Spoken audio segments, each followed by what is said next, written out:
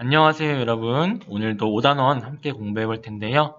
오늘은 지난 시간에 이어서 개체군과 관련된 얘기를 더 해보도록 하겠습니다. 자 여러분 5단원 할만한가요?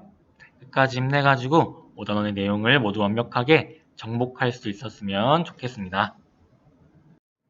수업에 앞서서 지난 시간에 공부한 내용을 잠깐 복습해 보도록 하겠습니다. 자, 첫 번째로 중요했던 내용은요. 개체군의 밀도를 구하는 공식이었는데요. 개체군의 밀도는 면적분의 개체수로 구한다 라고 했었습니다. 그 다음에 두 번째 중요했던 내용은요. 개체군의 생장곡선과 생존곡선이었는데요. 먼저 생장곡선에는 첫 번째 이론적 생장곡선이 있었습니다. 이 곡선의 형태는 J자 형태를 띈다 라고 했었는데요. 이와 같이 J자 형태를 그릴 수 있는 이유는 개체군의 생장에 필요한 모든 조건들이 최적으로 갖춰져 있다 라고 했기 때문에 이러한 형태를 띈다 라고 했었습니다. 하지만 우리가 실제로 개체군의 생장곡선을 그려보면 다음과 같은 형태를 띈다 라고 했었어요. 이것을 실제 생장곡선이라고 했는데요. 이 곡선의 모양은 S자 형태였습니다. 이와 같이 S자 형태를 띠는 이유는 뭐가 작용하기 때문이다 라고 했었나요? 그렇죠. 바로 환경 저항이 작용하기 때문이다 라고 했었습니다. 환경 저항은 개체군의 생장을 억제하는 요인들이라고 했었습니다. 이러한 환경 저항 때문에 개체군은 이만큼까지 바로 환경 수용력에 해당하는 범위까지만 최대로 생장할 수 있다 라고 했었죠. 그래서 환경 수용력의 개념까지 여러분들이 잘 기억해 주시면 좋을 것 같습니다. 다음으로는 생존곡선을 볼 텐데요. 종류는 세 가지가 있다. 먼저 1형을 보면요. 그래프의 형태가 초기에는 평평하다가 뒤로 갈수록 급격하게 감소한 형태를 보인다 라고 했었죠. 대표적인 예시로는 사람 그리고 대형 포유류와 같은 것들이 있었다 라고 했었고, 특징을 보면 낳는 자손의 수가 적다 라고 했습니다. 그 대신에 양육을 열심히 한다 라고 했었죠. 자, 두 번째 유형을 볼게요. 두 번째 유형은 2형인데요. 2형은 그 그래프의 모양이 사선 형태를 띈다. 다시 말해서 사망률이 일정하다 라고 했었는데요. 대표적인 예시로는 쥐, 또 다람쥐와 같은 것들이 여기에 해당한다 라고 했습니다. 그 다음에 세 번째 3형은 그래프의 모양이 초기에 급격히 감소하다가 살아남은 그 개체들이 끝까지 수명을 다한다 라고 했었는데요. 예시로는 물고기와 같은 것들이 있었고, 특징으로는 1형과는 정반대로 자손의 수를 굉장히 많이 낳게 됩니다. 하지만 양육은 열심히 하지 않는다라고 했었어요. 이러한 특징이 있었다라는 거 여러분들이 기억해 주시면 되겠고요. 1형은 우리가 볼록형이라고도 했고, 2형은 사선형, 3형은 오목형이라고도 했습니다. 자, 이러한 내용을 공부했었어요. 자, 오늘의 학습 목표입니다. 같이 보면 첫 번째 목표는요. 개체군 내에 상호작용을 설명할 수 있다 라고 써 있습니다. 그래서 개체군 그 내부에서 일어나는 개체들 간의 상호작용에는 어떤 게 있는지 살펴보도록 하겠습니다. 자, 두 번째 목표는요. 군집 내 개체군 사이에 상호작용을 설명할 수 있다. 자, 군집 안에서의 개체군들 간의 상호작용에 대해서도 알아보도록 하겠습니다. 먼저 개체군 내 상호작용과 관련된 얘기를 볼 텐데요. 왜 개체군 내에서 이러한 상호작용들이 일어나는지를 알아보도록 하겠습니다. 일단 개체군 내의 개체들은요. 먹이, 그리고 생활 공간, 그리고 배우자 등을 두고 이것들을 차지하기 위해서 경쟁을 하게 되는데요.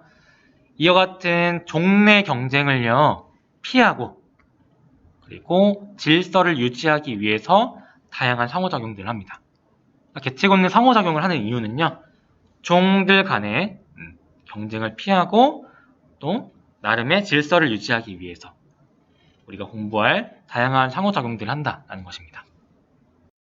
그 중에서 첫 번째로 살펴볼 개체군 내 상호작용은요. 바로 텃세입니다. 우리가 흔히 먼저 자리 잡은 사람이 나중에 들어온 사람에 대해서 무시하고 잘 도와주지 않고 이럴 때 텃세 부린다 라는 표현을 사용하잖아요. 이것과 관련이 있는데요. 그 의미를 먼저 보면 일정한 생활 공간을 먼저 공간을 차지하고 다른 개체나 개체군의 접근을 막는다. 그래서 먼저 서식지를 차지하고 나서 다른 개체들이 접근해 오지 못하도록 막는 것. 이게 바로 텃세이다 라는 것입니다. 이러한 텃세는 긍정적인 요소들이 있는데요.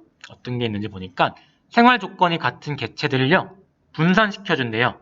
분산시켜서 한 서식지에 개체 수가 너무 몰리지 않도록, 많아지지 않도록 개체군의 밀도를 알맞게 조절하는 기능을 한다라고 합니다. 이와 같은 텃세를 보이는 생물에는 은어와 물개가 있는데요.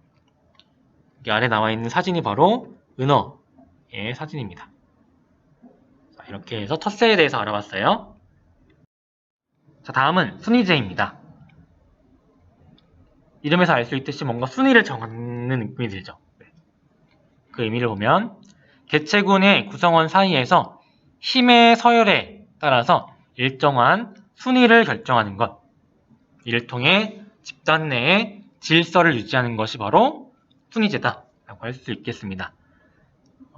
대표적인 예시로는 닭과 큰 뿔량이 있는데요. 사진에는 닭이 나와 있죠.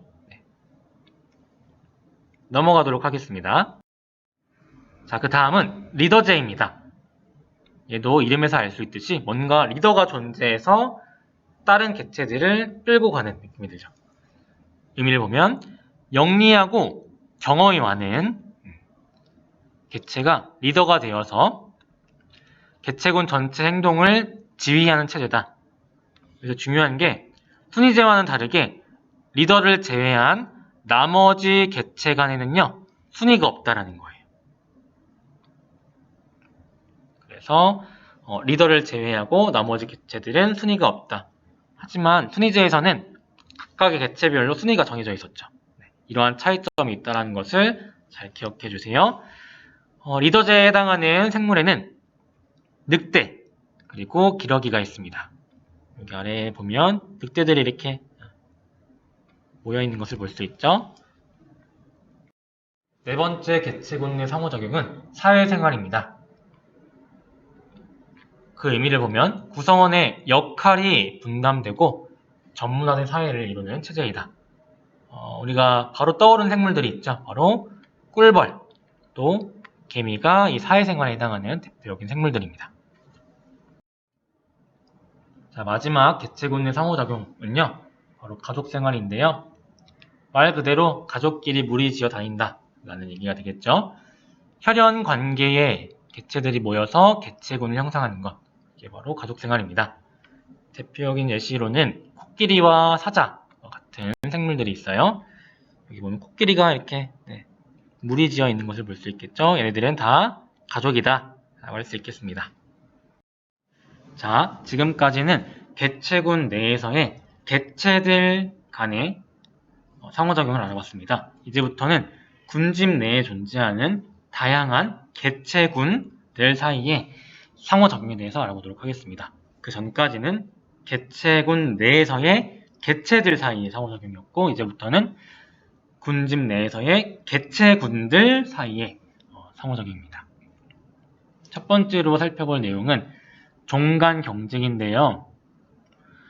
우리가 군집의 의미를 다시 한번 떠올려보면 군집은 다양한 개체군들의 집단이다 라고 했습니다. 이로 인해서 다양한 종들이 그 안에 존재할 수 있다고 했었는데요. 이러한 다양한 종들 사이의 경쟁을 종간 경쟁이라 합니다. 그렇다면 이러한 종간 경쟁이 언제 어떻게 일어나게 되고 언제 또 심해지는지를 알아보도록 할게요. 첫 번째 내용을 보면 생태적 지위가 비슷한 이라고 써 있는데요. 여기서 생태적 지위란 아래를 보면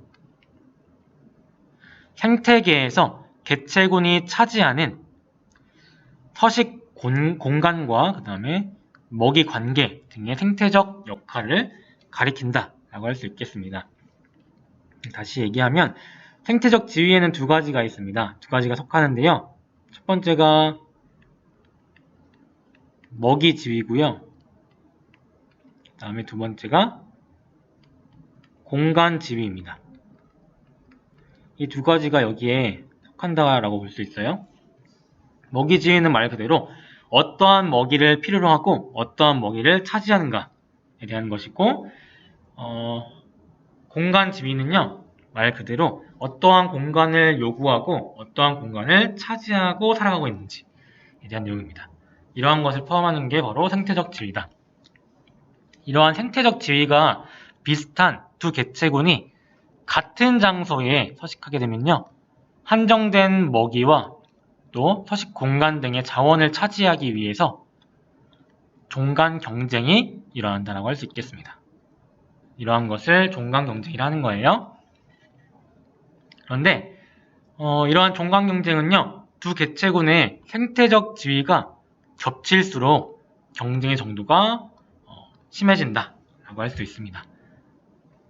살고 있는 공간과 또 요구하는 먹이가 비슷하면 비슷할수록, 겹치면 겹칠수록 그만큼 경쟁은 심해지겠죠.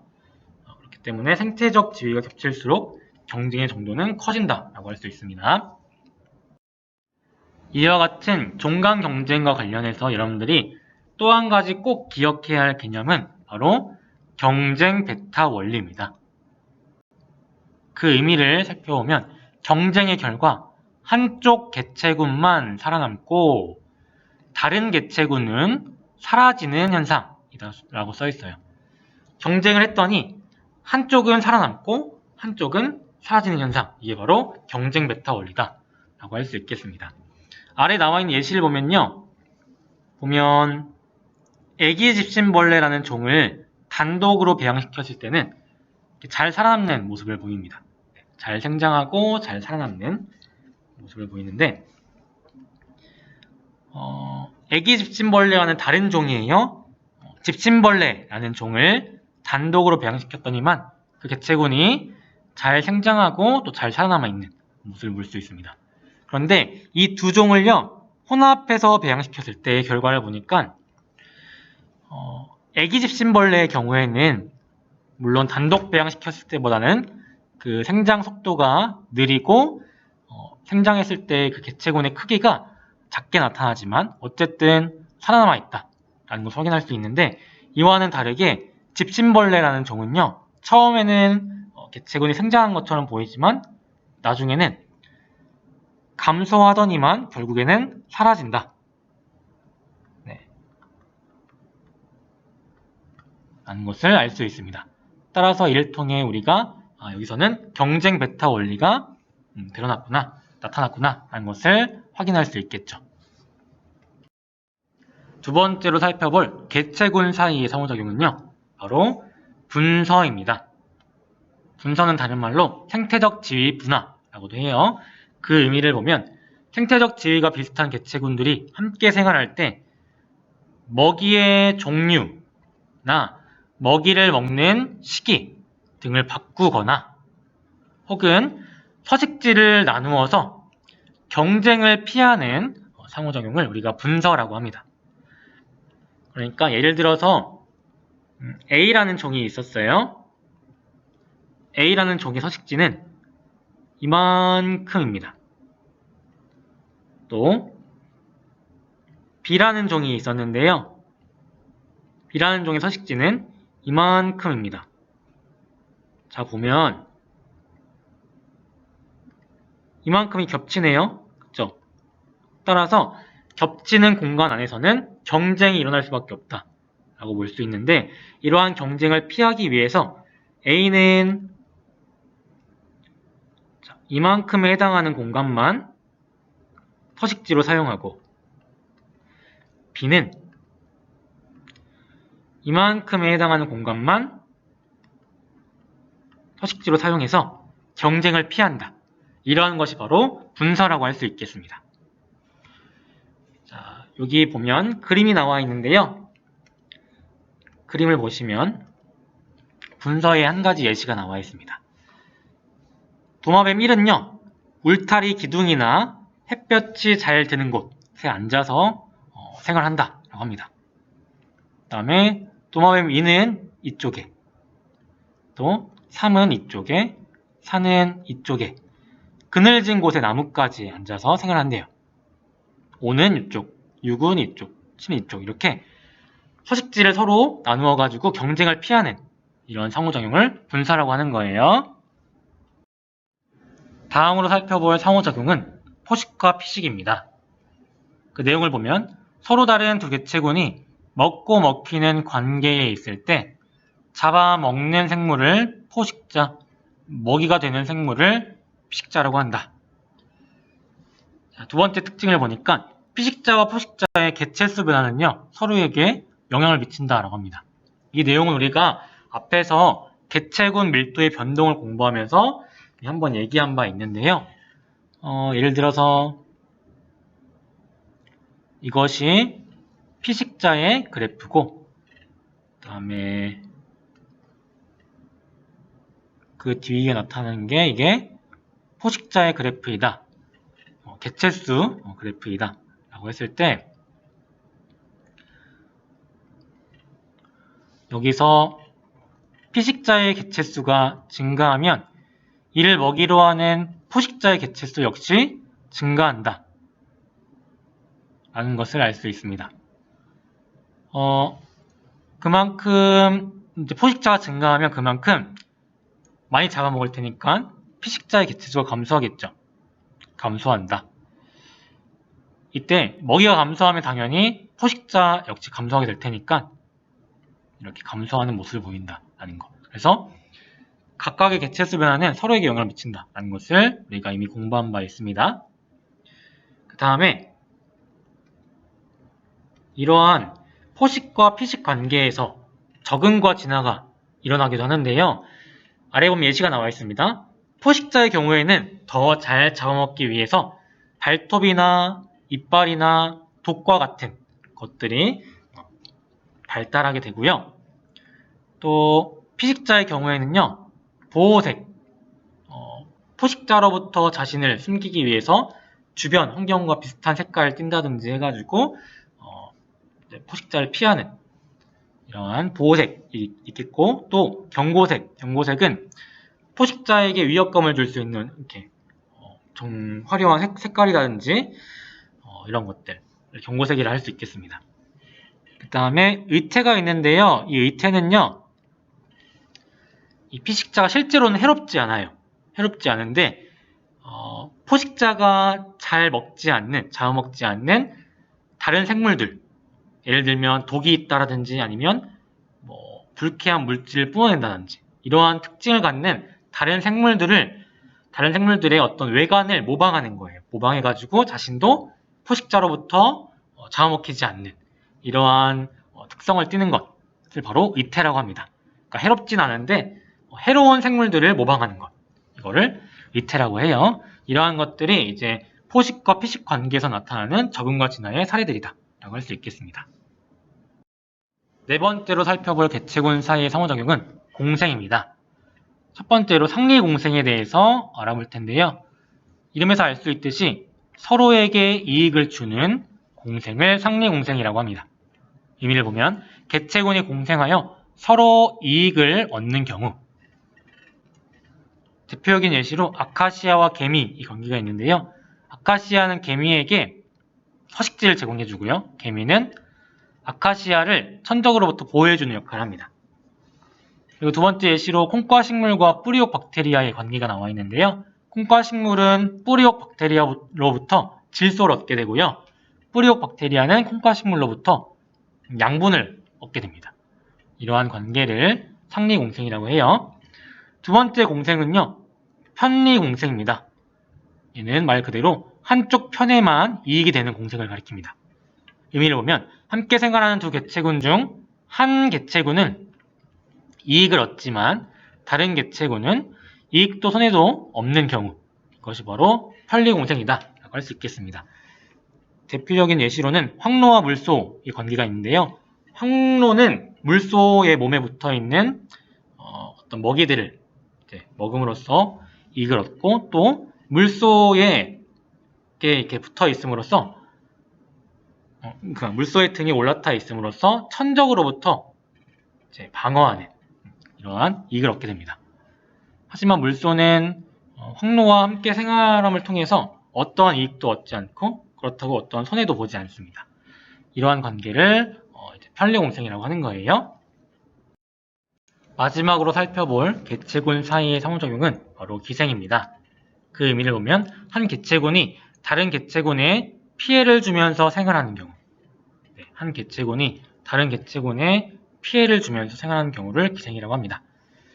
기생관계에서 해를 주는 생물을요, 기생생물이라 하고요. 그 다음에 해를 받는 생물을 숙주라고 합니다. 대표적인 예시로는 식물에 기생을 하는 겨우살이가 있고요. 사람의 몸에 기생을 하는 기생충 같은 것들이 있겠죠. 그래서 기생생물들은 이익을 얻고 그 다음에 숙주들은 해를 받는 이러한 경우, 이러한 관계를 기생이라고 합니다. 자, 이렇게 해서 모든 내용을 다 살펴봤습니다. 그러면 오늘 공부한 내용을 정리해 보도록 할게요. 첫 번째로 공부한 내용은 바로 개체군 내 상호작용이었습니다. 종류에는 텃새가 있었는데요. 텃새는 먼저 서식지를 차지한 개체가 다른 개체들의 유입을 막는 것이라고 했었습니다. 이를 통해서 개체들을 분산시킨다라고 했었죠. 그래서 개체군의 밀도가 너무 커지지 않도록 이렇게 해준다. 분산이죠. 분사가 아니라 분산. 그 다음에 두 번째 종류에는 순위제가 있었습니다.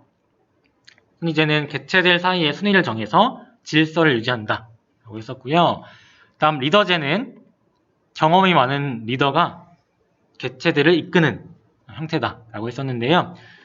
순위제와는 다르게 나머지 개체들, 리더를 제외한 나머지 개체들 사이의 순위가 없다라고 했었죠. 이것이 순위제와 다른 점이다 라고 했었습니다. 다음 사회생활은 각자의 역할에 따라서 움직인다.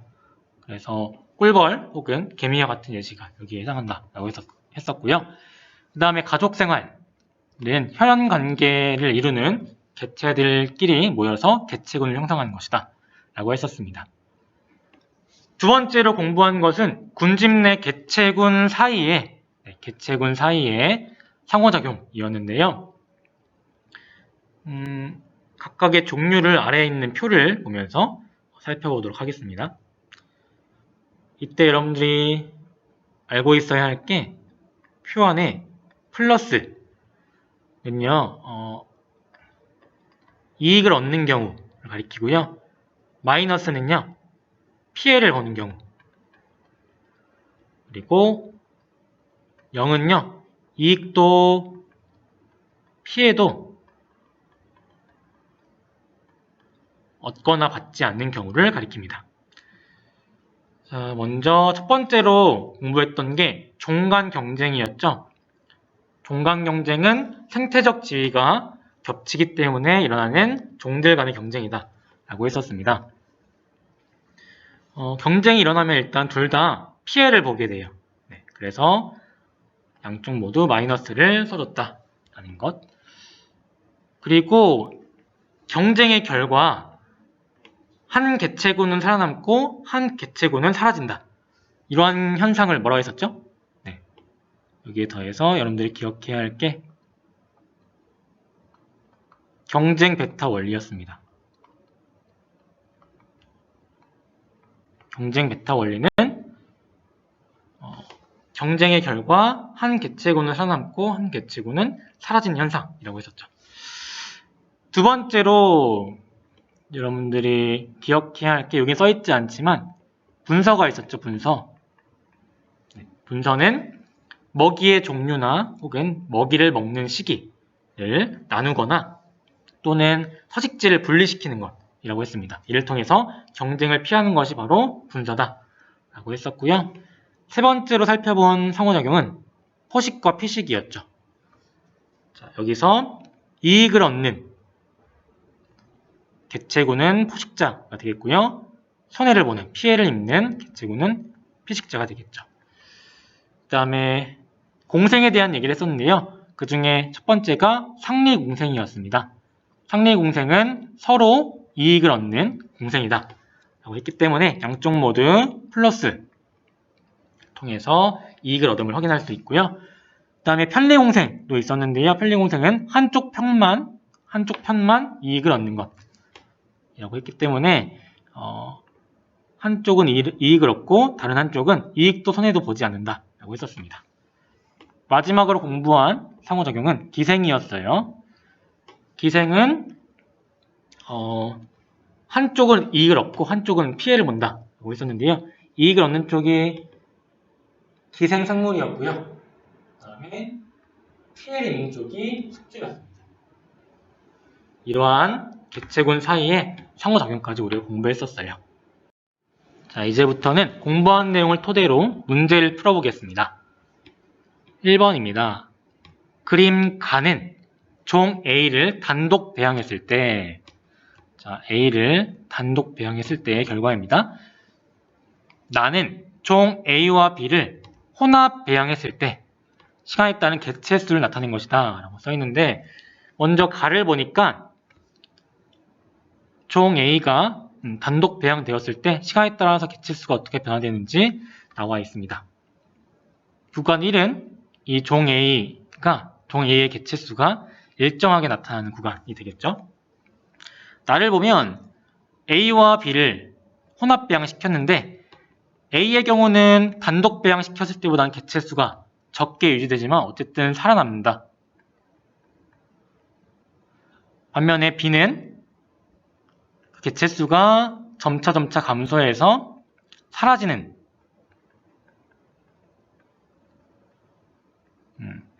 결과를 보이고 있죠. 이를 통해서 알 수 있는 것은 여기서 어떤 현상이 일어났다라고 할 수 있어요? 그렇죠. 경쟁 베타 원리가 일어났다라는 것을 우리가 확인할 수 있죠. 자, 이를 토대로 문제를 보도록 하겠습니다. 먼저 기억 보면 가에서 A의 개체수 변화는 이론적 생장 곡선을 따른다 라고 나와 있는데, 가는 지금 형태가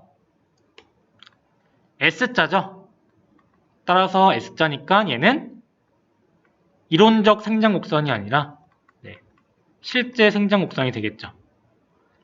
이론적 생장 곡선은 어떤 형태를 띄어야 돼요? J자 형태를 띄어야 합니다. 따라서 이 설명은 틀린 설명이 되겠습니다. 그 다음에 니은 구간 1에서 A는 환경 저항을 받았다. 구간 1의 경우는 개체수가 일정하게 유지되고 있는 상황입니다. 이렇게 실제 생장 곡선에서 개체수가 더 이상 증가하지 못하고 일정하게 유지되는 이유는 바로 환경 저항의 작용 때문이다 라고 했었죠. 얘는 맞는 설명이 되겠습니다. 디귿 나에서 A와 B 사이에 경쟁이 일어났다. 얘도 맞는 설명이 되겠죠. 경쟁의 결과 경쟁 베타 원리까지 확인했으니까 A와 B는 경쟁에 의해서 하나는 살아남고 하나는 사라지는 결과를 보였다 라고 얘기할 수 있겠습니다. 따라서 답은 4번이 되겠네요. 다음 2번 보겠습니다. 표는 생물 사이의 상호작용을 가와 나로 구분하여 나타낸 것이다. 먼저 가를 보면요. 기생과 포식과 피식이라고 예시가 되어 있네요. 그렇다면 가는 군집 내에서 개체군 사이의 상호작용이 되겠죠. 그 다음에 나를 보니까 예시로 순이제와 사회생활이 있네요. 얘는 개체군 내에서의 상호작용이 되겠네요. 그러면 이를 토대로 보기를 보면 기억, 가는 개체군 사이의 상호작용이다. 맞는 설명이 되겠죠? 군집 내에 존재하는 개체군들 사이의 상호작용이다 라고 할 수 있겠습니다. 니은 동그라미 기억의 관계인 두 종에서는 손해를 입는 종이 있다 라고 써있는데, 그렇죠. 기생의 경우는 기생생물은 이익을 얻고 그 다음에 숙주는 손해를 본다 라고 했습니다. 따라서 얘는 맞는 설명이 되겠고요. 디귿 꿀벌의 일을 분담하며 협력하는 것은 니은의 예이다. 꿀벌은 사회생활을 한다 라고 했었습니다. 맞는 설명이 되겠네요. 따라서 답은 5번이 되겠죠. 마지막 3번 보겠습니다. 다음은 어떤 군집에서 일어나는 종 사이의 상호작용에 대한 자료이다. 가에서 다는 기생, 상리공생, 포식과 피식을 순서 없이 나타내는 거래요. 아래에 있는 내용을 보겠습니다. 진드기는 코뿔소의 피부에 붙어 살면서 피를 빨아먹는데요. 이 가의 관계를 나타낸 것인데 진드기는 피를 빨아먹고 있으니까 이익을 얻고 코뿔소는 피를 빨아먹히고 있으니까 손해를 보겠죠. 따라서 이 관계는 뭐라고 얘기할 수 있을까요? 네, 기생이라고 할 수 있습니다. 그 다음에 찌르레기는 코뿔소 피부에 붙어 사는 진드기를 잡아먹는데요. 먹고 먹히는 관계니까 이것이 가리키고 있는 나의 관계는 포식과 피식이다 라고 할 수 있겠고, 이때 찌르레기는 포식자가 되겠고 진드기는 피식자가 되겠죠. 이렇게 관계를 나타낼 수 있겠습니다. 다음 세 번째 내용, 찌르레기는 코뿔소로부터 먹이인 진드기를 얻고 코뿔소는 찌르레기에 의해 진드기가 제거되는 도움을 받는다. 찌르레기는 먹이를 얻으니까 이익을 얻고 코뿔소는 진드기가 제거되는 도움을 받으니까 역시 이익을 얻는다. 따라서 이 관계는 상리공생이다. 얘기할 수 있겠죠. 이를 토대로 보기를 보겠습니다. 기억, 가는 기생이다. 네, 맞는 설명이 되겠죠? 니은, 나에서 진드기는 찌르레기의 포식자이다. 진드기가 포식자이냐 묻고 있는데요. 아니죠. 포식자가 아니라 피식자가 되겠죠. 틀린 설명이 되겠습니다. 디귿, 다에서 코뿔소와 찌르레기는 서로 이익을 얻는다. 상리공생이니까 맞는 설명이 되겠네요. 따라서 답은 3번이 되겠습니다. 자, 이렇게 해서 문제까지 모두 풀어봤습니다. 오늘까지 해서 개체군과 관련된 얘기를 모두 살펴봤는데요. 여러분들 지난 시간에 공부한 것 그리고 오늘 공부한 것 해가지고 개체군과 관련된 내용을 다시 한번 복습해 주시면 좋을 것 같고, 다음 시간부터는 군집에 대한 얘기를 할 것입니다. 그래서 군집의 특성과 생태 분포에 대해서 알아보도록 할게요. 지금까지 수고 많았습니다. 감사합니다.